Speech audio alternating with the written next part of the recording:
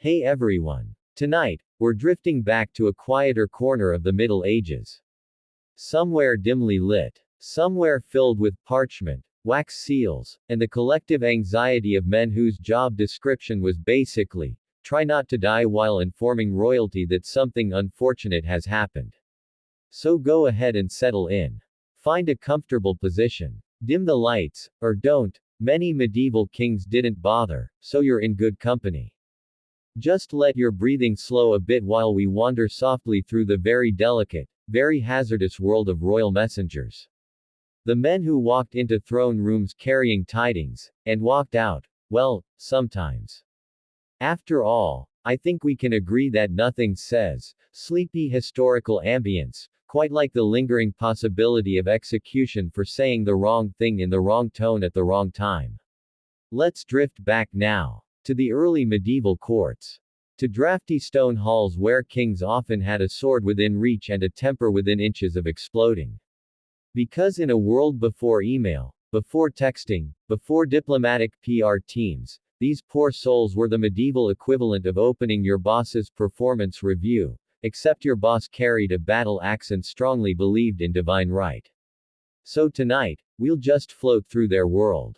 Not hurried. Not anxious. Just watching from the calm safety of centuries later as they attempt their impossible assignments. Let's begin, gently, with the simplest truth. Messengers existed so kings didn't have to go anywhere. Kings were very fond of not going anywhere. Movement was for peasants and crusaders. So a king would stay put while sending some other unfortunate person to deliver the latest updates, treaties, broken treaties, battlefield losses, and the ever-popular, "The treasury is empty again, sire." And the more important the news, the more likely it was to ruin someone's evening. Now, in the ideal world, which medieval Europe famously was not, the messenger would ride in, present the information, maybe bow in a vaguely respectful way, and then be ushered out without incident. A nice, tidy process. Quick. Polite. Nobody loses a limb. But, the Middle Ages were not big on calm emotional regulation. And kings, being human, and often raised from childhood to believe that the universe revolved around them, had the unsettling habit of reacting poorly to unpleasant revelations. Picture it. A nervous man approaches the royal dais. He holds a scroll. He holds it very tightly, as if squeezing it will somehow soften the message inside, which it will not. The king watches him with that specific medieval expression that says, "I am seconds away from summoning the royal torturer, purely on instinct." And the messenger, poor, tired, saddle-sore creature, must now tell him that his army has been routed, or his ally has betrayed him, or his taxes aren't coming in because half the countryside has quietly emigrated to avoid them. The messenger takes a breath. The king leans forward. History leans with him. Now, punishment wasn't guaranteed. But it was, let's say, available. Very available. To understand why, we have to drift a little deeper into the medieval royal mindset. These men lived in a world where cosmic significance was basically part of the job. A king was chosen by God. If bad things happened to him, someone must be at fault. And since God was unlikely to descend personally to explain the nuance of political misfortune, the closest available person became the target. And that person was often the messenger. This is where we get the delightful phrase, "Don't shoot the messenger," which in the Middle Ages was less a proverb and more a desperate plea frequently uttered by the messenger himself. Did kings actually kill messengers? Sometimes. Not constantly. But enough that it remained a legitimate occupational hazard, right up there with highway bandits and the constant medieval problem of falling off your horse. Let's drift through a few court examples, softly, so no one's pulse rises too much. One of the more famous cases comes from Tigranes the Great of Armenia, slightly earlier than our medieval focus, but spiritually aligned. A messenger approached him with news that Roman forces were approaching. Tigranes, who was having a perfectly pleasant day until that moment, responded by having the messenger killed. He then demanded more messengers. He also had them killed. Eventually he ran out of messengers, but not Romans. This was not considered best practice, even then. But medieval Europe had its own versions.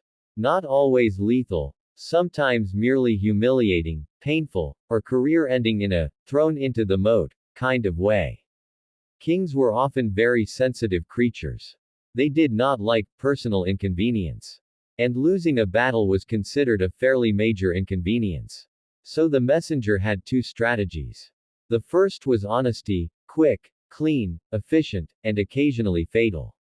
The second was the medieval equivalent of corporate spin. A gentle softening of the blow. For example, instead of saying, "Your army has been completely annihilated," one might choose, "The men fought admirably, sire, and many have achieved eternal rest." A soothing way to say everyone died. Some messengers became quite skilled at this diplomatic cushioning. A few even made careers out of it. Others did not. But not all courts were equally dangerous. In England, for instance, messengers under the Plantagenets had relatively structured roles. There were royal heralds, who enjoyed certain protections. In theory, harming a herald was dishonorable. In practice, kings occasionally ignored their own rules. Honor was a famously flexible concept. But heralds had uniforms, and uniforms tended to help. A bit like medieval high-visibility jackets. A king was less likely to behead someone wearing official insignia, not because he didn't want to, but because it would annoy other kings who also used heralds. It was, you might say, a professional courtesy. Still, even heralds walked a careful line. Consider the 100 Years' War. Messengers rode between England and France carrying declarations, ultimatums, and responses which can be summarized as, "But I'm the rightful king." "No, actually I'm the rightful king." "Well, your mother was questionable." As was yours, but with documentation. Delivering these missives could be tense. A French king might smile frostily and dismiss the herald. An English king might sigh heavily and pour more wine. Neither reaction was particularly comforting. Let's drift over now to a quieter corner of medieval administration, the domestic messenger. These were the poor souls who carried news within a kingdom. Let's say a castle fell. Or a tax revolt broke out. Or the treasury genuinely went missing, because medieval treasuries were often stored in chests that could, and did, get carried away. The messenger tasked with informing the king of such events often had a uniquely stressful ride. Hours alone with the knowledge that his future depended on how creatively the king assigned blame. Imagine traveling for 2 days knowing you must tell a notoriously irritable monarch, let's pick King John of England, because he was irritated by the mere existence of other people, that his noble vassals have defected again.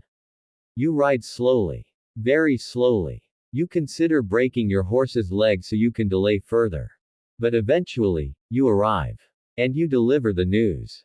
And King John closes his eyes, sighs, and mutters something deeply unflattering about the entire kingdom. This is, for him, a calm reaction. Then there was the question of tone. You had to present the news respectfully, but not cheerfully. Nobody wanted a messenger who sounded too enthusiastic about disaster. At the same time, you couldn't sound too mournful, lest it seem you were personally devastated, which implied you doubted the king's ability to fix things. So you aimed for a gentle middle ground. Soft. Respectful. Dignified. Something like, "Your Majesty, I regret to inform you that the rebels have burned your favorite manor, but they did so with admirable efficiency." Another challenge was the delivery environment itself. Medieval thrones were placed at the end of long halls deliberately designed to intimidate. Tall ceilings. Echoes. The occasional tapestry depicting someone being disemboweled for treason. Great inspiration for a nervous employee. A messenger would walk that long path toward the throne, each footstep sounding far louder than intended, and feel the weight of the entire room watching. Courtiers on both sides, studying him. Trying to determine whether he bore good news or something more combustible. And of course, if the messenger's expression looked gloomy, everyone edged away slightly, leaving him isolated, offering the king a clear line of sight and no convenient scapegoats within arm's reach. But punishment varied widely. Kings who were good administrators, or at least good at pretending, rarely harmed messengers. They needed information. They needed reliable service. Killing the people who supplied information tended to produce a noticeable decline in information. Other kings were less restrained. There were cases of messengers imprisoned, flogged, humiliated, forced to stand in stocks for bringing bad tidings, or simply ignored for hours in the Great Hall, left waiting while the king pretended not to see them, which, in its own way, was a subtler form of suffering. But let's drift to a calmer thought. Because it wasn't all doom and gloom. Sometimes messengers brought good news, victories, births, alliances, unexpected treasure shipments, and were richly rewarded. Coins, lands, a pair of boots if the king was feeling extravagant. A happy king could be surprisingly generous. A relieved one even more so. But tonight we're focused on the less fortunate moments. The times when things went badly, and someone had to carry that news into the lion's den. And really, the miracle is how many survived. Because despite the stereotype, most kings managed to restrain themselves. A few even apologized when their tempers slipped. A rare and beautiful event. We should also remember that messengers were not just carriers of news, they were symbols. Killing one could provoke diplomatic outrage. Punishing one could embarrass a king before his own court. And worst of all, it could deter future messengers from bringing urgent information. Even medieval rulers knew that ignorance was not, in fact, bliss. It was strategically inconvenient. So most messengers walked a dangerous path, but not a hopeless one. They knew how to pause at the door. How to bow deeply. How to speak slowly, in calm tones, letting the king adjust to the rhythm of their voice before hearing the sting of the message. There was an art to it. A soft, practiced elegance. And now, as the final part of this first section, let's gently drift to one last example. In 1402, during the conflicts between Timur, Tamerlane, and the Ottoman Sultan Bayezid, a messenger was sent to deliver an ultimatum. Timur's letter was insulting. Spectacularly so. It accused Bayezid of arrogance, incompetence, and questionable ancestry. Bayezid read it, pondered. Then released a long sigh. A very long sigh. The kind that said, if I punish this messenger, Timur will simply send another, and I'll never get any peace. So he let the messenger go. Even kings understood, occasionally, that messengers were simply the unfortunate voices of events beyond their control. And with that, we'll let this part settle, softly, like parchment resting after a long journey. Hey everyone. Welcome back. Let's settle in again, find that slow, steady breathing, and drift a little deeper into the softer, stranger places of history. Tonight we're gliding from trembling medieval messengers to an entirely different set of anxious individuals. The tiny, bewildered child emperors who were placed on thrones far too large for their feet to reach the floor. And the adults who immediately began maneuvering behind them like very determined, very under-supervised puppeteers. Because nothing says, relaxing bedtime ambience, quite like a 7-year-old being declared the ruler of a vast empire while 36 scheming adults whisper behind the curtains, trying to decide who gets to hold the real power. So just settle in. Let the dimness of evening wrap around you like an embroidered imperial cloak, one that our young emperors would absolutely trip over, and drift with me through their very complicated childhoods. We're going to move through this slowly. Softly. No dramatic battles. No roaring crowds. Just the gentle hum of ancient politics conducted by people who should probably have taken naps more often than they seized thrones. Let's begin with the simple truth. Child emperors almost never ruled anything themselves. At least, not in the way we might imagine. No empire in history has ever handed its full decision-making authority to someone whose favorite activity was throwing figs or chasing palace cats. So instead, when an empire ended up with a child on the throne, whether through untimely deaths, assassinations, or the general unpredictability of disease, adults stepped in. Many adults. All at once. All believing they were uniquely qualified to guide the future of the state, despite their track records suggesting they could barely manage their own households. This creates the universal rule of ancient child emperors. The younger the emperor, the older the political chaos. Let's drift first to ancient Rome, because Rome excelled at chaos. It treated political crises like a favorite hobby.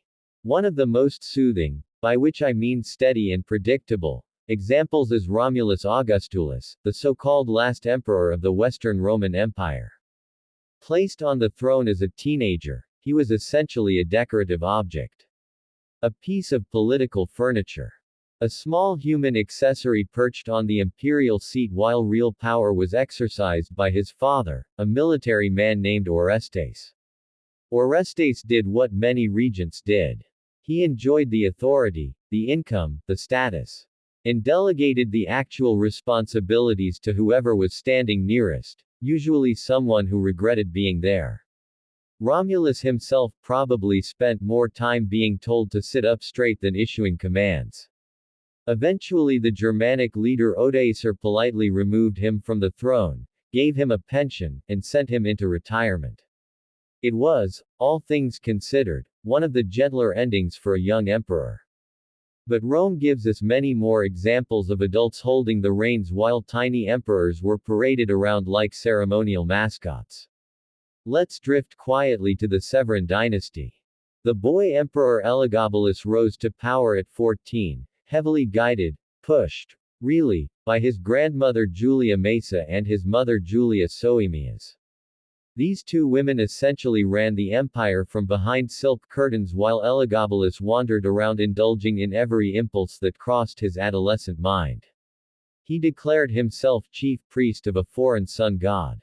He staged elaborate ceremonies that baffled senators. He exhibited a spectacular disinterest in administration. And throughout all of this, the real decision-making came from his elders, who were trying, with limited success, to prevent total governmental collapse. This brings us to another soft but accurate observation. Child emperors didn't rule. Their guardians ruled in their names. A regent might be a parent, a grandparent, a general, a court eunuch, a favorite tutor, or in some cases, the person who managed to stand closest to the throne at the moment the previous emperor died. And once a regent gained control, they clung to it with the kind of determination you usually only see in toddlers clutching a toy they definitely weren't playing with until someone else wanted it. Let's drift eastward now. Gently. To China. Where dynasties loved a good child emperor almost as much as court officials loved manipulating them. A famous example comes from the Han Dynasty, Emperor Zhao, who ascended the throne at 8. He was quiet, thoughtful, and by all accounts a perfectly nice child. But the real ruler was Huo Guang, the regent, an extraordinarily capable statesman who ensured stability while the boy emperor nodded politely, attended lessons, and tried not to fall asleep during court rituals. Under Huo Guang, the empire prospered. Under Emperor Zhao, well, he prospered too, mainly because Huo Guang prevented anyone from poisoning him. China became so accustomed to child emperors that entire political structures evolved to handle them. Court factions blossomed. Eunuchs gained enormous influence, because they controlled access to the boy emperor. And the empress dowagers, the imperial mothers and grandmothers, frequently stepped in as power brokers. It was not uncommon to see an elderly empress sitting behind a silk screen, issuing orders while the child emperor played with wooden figurines on the floor. Let's drift softly to another example. Emperor Puyi of the Qing dynasty, China's last emperor. Placed on the throne at age 2. At that age most children struggle to hold a spoon, but Puyi was handed an empire. His daily rulership consisted of being dressed ceremonially, bowing on cue, and being carried to the throne room so he could sit on it without understanding why people were staring at him. Meanwhile, the Empress Dowager Longyu governed everything. Her regency was described as calm, though in fairness, anything looks calm compared to a toddler emperor. Now let's drift to the Byzantine Empire, where child emperors were practically a seasonal event. Some of the most chaotic regencies occurred here. One emperor, Constantine VII, spent his youth watching adults fight over who got to control him, like a living piece of political treasure. His mother Zoe Carbonopsina acted as regent. Then she was removed. Then restored. Then replaced by generals. Then overshadowed by powerful bureaucrats. All while little Constantine grew up in a palace so full of plots that it resembled a well-decorated pressure cooker. By the time he reached adulthood, he had observed so much scheming that he became one of the most methodical emperors Byzantium ever produced, mainly out of sheer survival instinct. But perhaps the most universal pattern among child emperors is this one. They served as blank canvases onto which adults projected their ambitions. Everyone around them, regents, tutors, generals, religious leaders, wanted influence. And influence came from shaping the emperor's worldview. This is why child emperors had so many tutors. The tutors weren't just teaching handwriting. They were teaching loyalty. Shaping political allegiances. Subtly reminding the young emperor which adults had kept him alive during his vulnerable years. Sometimes these tutors gained enormous power. A well-trusted tutor could become a chief minister, or even run the administration entirely while the emperor grew up. Other times, the tutor simply served as a polite hostage of palace factions, kept close so that no one group could dominate the emperor's education. Let's drift now to a softer, more personal detail. What did child emperors actually do all day? The answer is, not much ruling. Their schedules looked more like boarding school itineraries.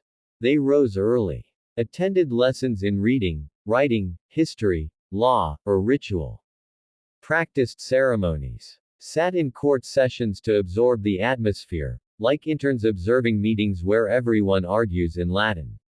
They were instructed in correct posture, correct speech, correct gestures, sometimes correct imperial glowering, which was considered an important skill. They were told who they could trust, who to avoid, which relatives were likely to attempt assassinations. This produced a generation of rulers who were, unsurprisingly, cautious to the point of paranoia.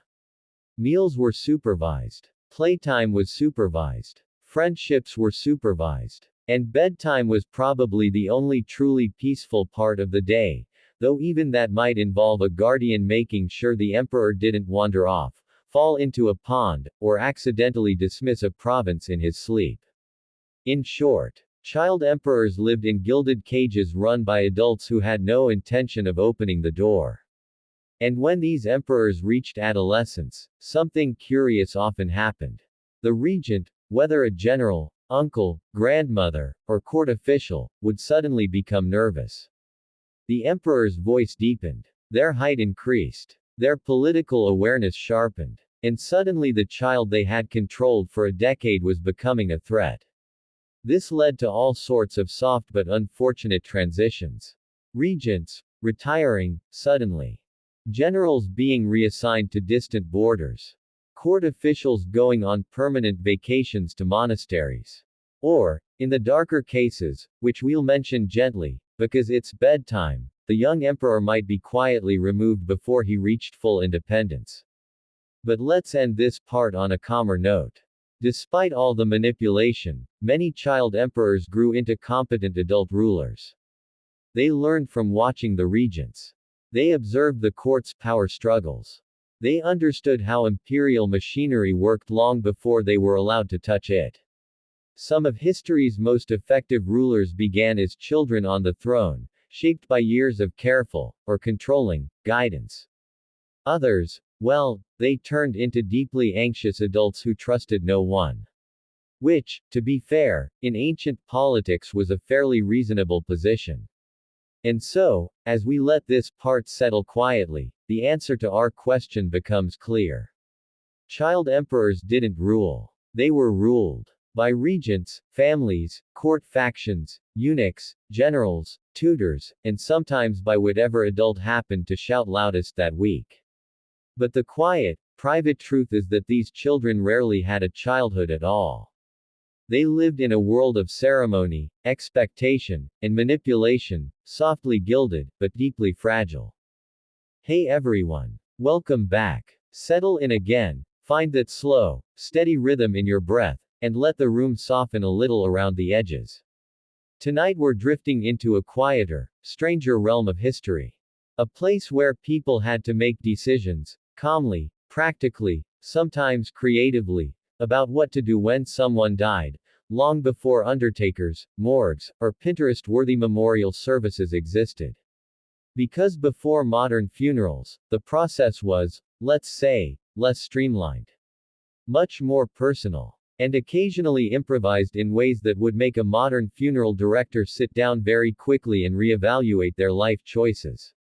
But don't worry, tonight's exploration will be gentle, soothing. No grisly details. Just the soft, slightly awkward ways past societies handled the simple, universal event of death. So take a slow breath in. Let it go. And let's drift back to a time when ordinary people, elites, priests, neighbors, and occasionally very confused local officials had to figure out what to do with a body on short notice. Let's begin quietly with the simplest truth. Before modern funerary systems, corpses were handled by families, communities, and whoever happened to be most responsible, or least able to escape, at the moment. There were no professional embalmers wandering around medieval villages. No refrigerated storage. And very few instructions besides vague statements like, try not to attract wolves. So the first step, across cultures, was almost always the same. It involved washing. Washing was practical, symbolic, and sometimes deeply inconvenient, especially in European winters when water was approximately the temperature of spiritual repentance. Family members, usually women, gently cleaned the body. Straightened the limbs before rigor mortis made that impossible. Closed the eyes. Tied the jaw shut with a piece of cloth so the face wouldn't drift into an unsettling expression. All soft gestures done with familiarity, because they had done it many times before. After washing came wrapping. Shrouds were universal. Simple lengths of linen or wool, depending on the region and one's financial enthusiasm. Expensive people occasionally got silk. Very expensive people got layers of silk, because nothing says eternal rest like being mummified by your family's wealth. But most people, they were wrapped gently in plain fabric, the ancient equivalent of simple and elegant. Now, modern funerals move quickly from here, but in the past, things took their time. Sometimes intentionally. Sometimes because no one could agree on what to do next. In many regions, Europe, the Middle East, South Asia, the body was laid out inside the home for a day or two. Not for dramatic effect, but because people needed time. To gather relatives. To send word to neighbors. To find the one person in the village who knew where the shovel was. This laying out period was surprisingly social. People came and went. Prayed softly.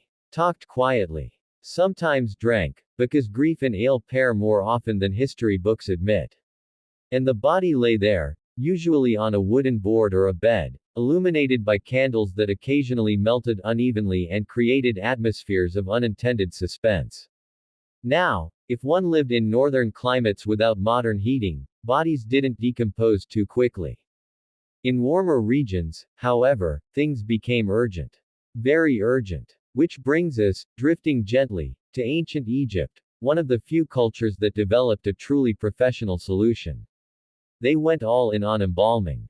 Egyptian embalmers had a remarkably organized system. You could choose from multiple packages, much like a modern spa menu but with more natron and fewer complimentary slippers. The deluxe treatment involved removing organs, drying the body, wrapping it meticulously, and sealing it in decorated coffins that looked both impressive and vaguely claustrophobic. This process took weeks, sometimes months. And the family dutifully waited, visited workshops, and tried not to think too hard about the mechanics. But outside Egypt, embalming was rare. Most people had to rely on speed, cold climates, or the time-honored method of hoping the neighbors don't complain. Let's drift now to ancient Greece and Rome. They preferred laying the body out for 2 or 3 days. Partly for ritual reasons. Partly to ensure the person was truly dead, which, in a medical environment without stethoscopes, was not an unreasonable concern. Family members sat beside the body. Sometimes hired mourners showed up and cried with dramatic commitment, as though auditioning for a tragedy competition. The funerals themselves were simple processions. A bier carried by relatives, followed by mourners walking slowly through dusty streets while trying not to trip over loose stones. Again, practical. Rome, however, added one small innovation. Wax death masks. Families would make a molded face of the deceased so they could parade it around on future ceremonial occasions. This is historically fascinating and emotionally questionable. But what about rural villages? The everyday people. The vast majority who had no embalming, no masks, and no marble tombs. Their approach was beautifully straightforward. They dug a hole. Sometimes the hole was shallow. Sometimes it was deeper, depending on soil quality, available tools, and enthusiasm level. Priests came if they were nearby. Neighbors came because refusing to attend a burial was considered socially suspicious. A few prayers, a handful of dirt, and the family returned home, exhausted, sad, and slightly muddy. But not all regions buried. Some burned. Cremation was ancient. Used by Hindus, by many Indo-European tribes, by Viking cultures, and by Romans until the empire's later centuries.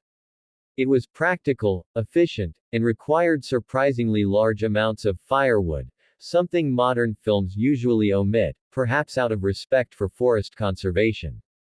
Pyres could burn for hours. Sometimes all night. Families sat nearby, keeping watch, adding fuel, occasionally poking the fire in ways that would horrify a modern crematorium operator. And afterward, the ashes were collected. Sometimes placed in urns. Sometimes scattered. Sometimes stored on household altars, where they quietly accumulated dust.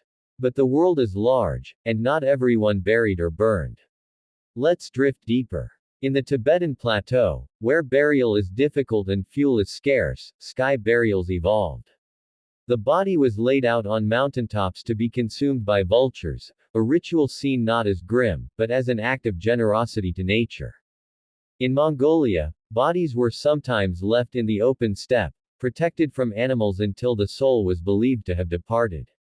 It was peaceful, minimalist, environmentally efficient. Long before that was a trend.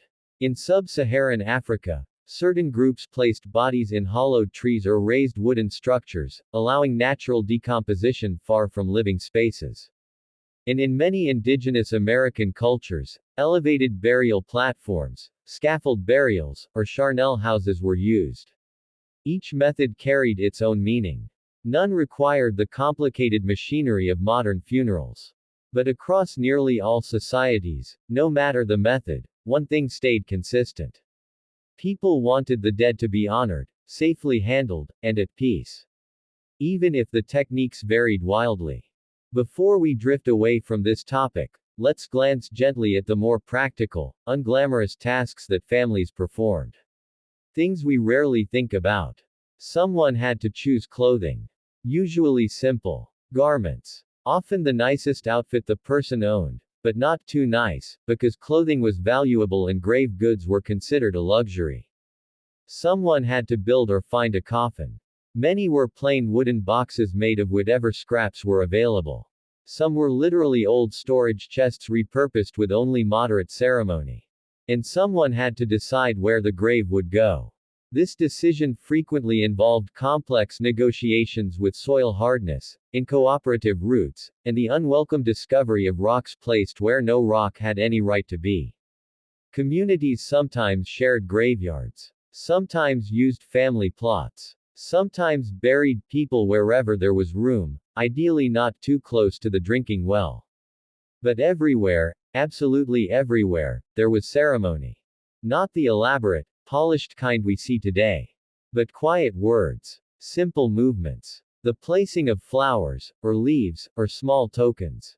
Something to say. This person mattered. They lived. They are remembered. And after all of this, life continued.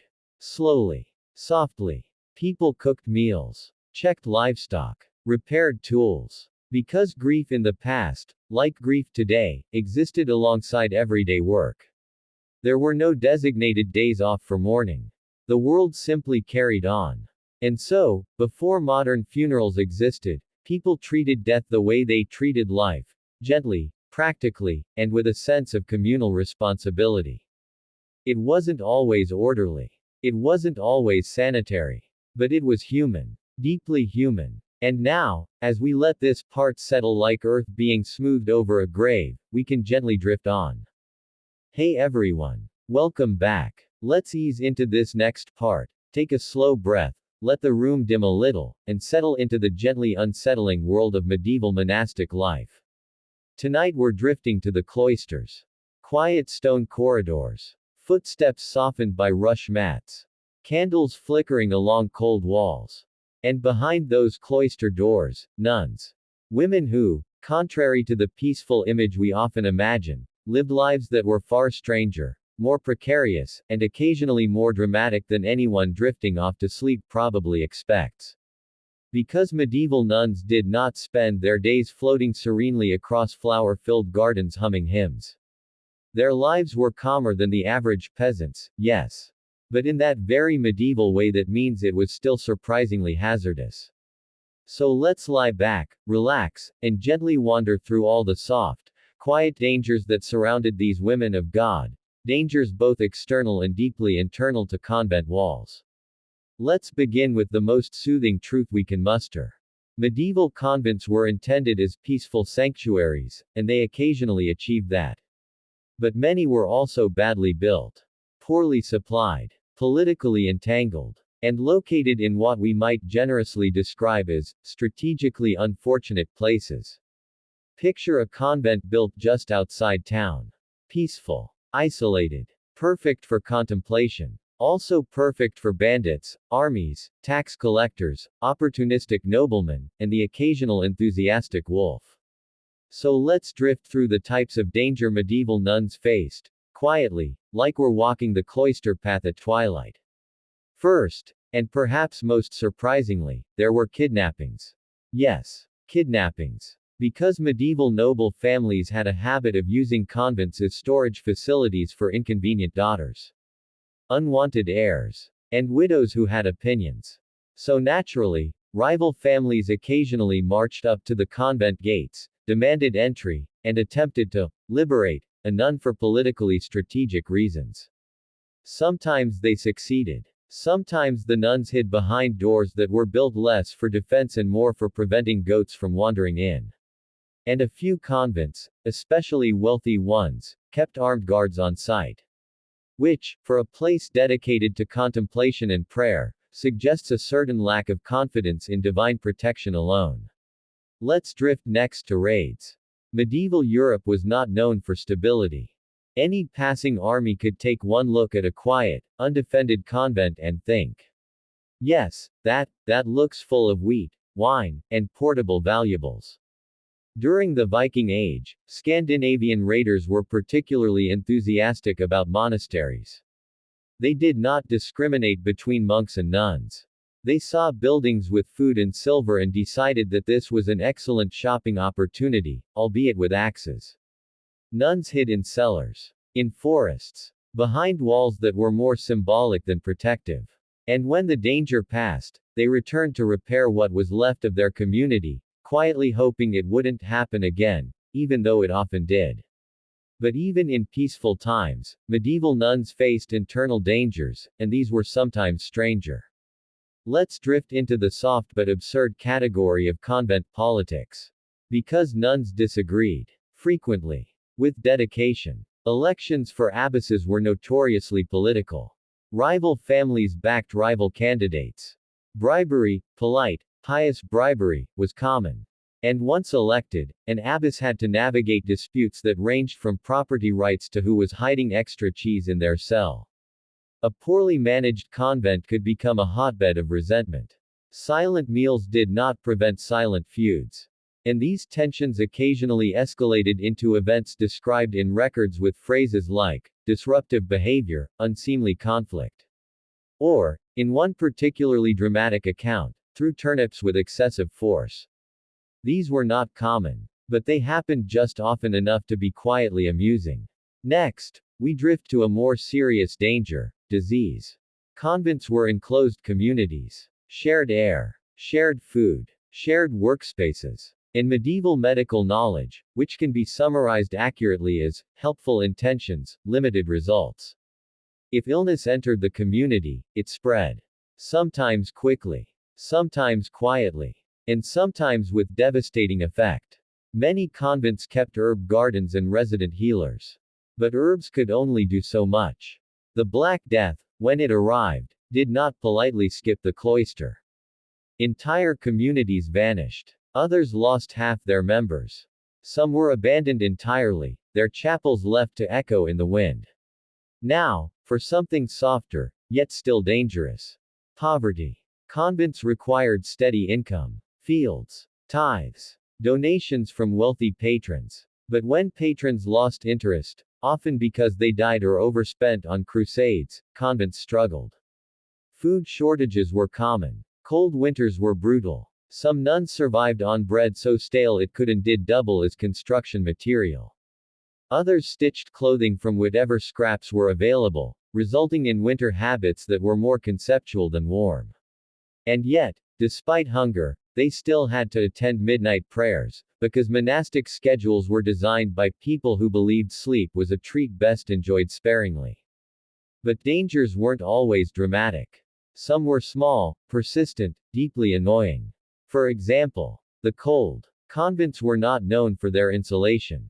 Stone walls, windy corridors, thin garments. A vow of poverty that frowned on fireplaces in individual cells. Nuns wrote complaints, gently phrased, of course, about hands so numb during winter that writing psalms felt like a heroic act. Then there were accidents. Simple things. Falling off ladders while tending fruit trees. Burning hands on iron cauldrons. Being knocked over by excited geese, because convent livestock did not share the vow of peaceful obedience. In rare cases, nuns were injured during manual labor. Grinding grain. Harvesting fields. Tending beehives. Because while Hollywood imagines nuns praying all day, many spent more time doing agricultural work than reading scripture. Now, let's drift toward another quiet but real danger, male relatives. Families did not always respect vows. A father might demand a daughter return home to marry a politically advantageous husband. A brother might attempt to claim convent land on the grounds that women do not need so much acreage. Both situations created tension. Some convents fought lengthy legal battles, centuries before female autonomy became a recognized concept. And yet, through all this, nuns persisted. They wrote, studied, ran schools, managed finances, brewed beer, bound manuscripts, provided refuge for abused women, maintained hospitals long before hospitals existed, and did all of this while navigating risks that modern monastics, thankfully, no longer face. The final danger we'll drift to tonight is something softer. More emotional. More human. Loneliness. Nuns lived in community, but they also lived in separation, from family, from freedom, from the outside world. For some, it was a chosen life of peace. For others, a decision made for them.